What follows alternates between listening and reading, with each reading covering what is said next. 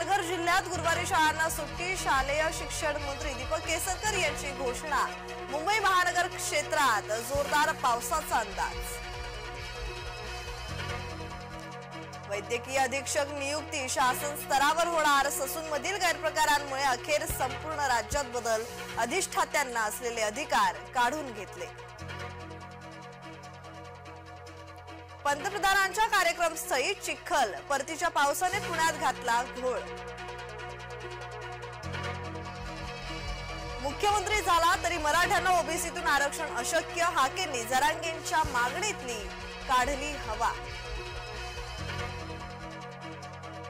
पवारांकडून निघून घ्या असे आवाहन मिळताच उपोषण आटोपले। जरांगे आता घेणार रुग्णालयात उपचार। भाजपाच्या आजच्या पिढीनं पंडित दीनदयाळांचे गुण अंगीकारावे।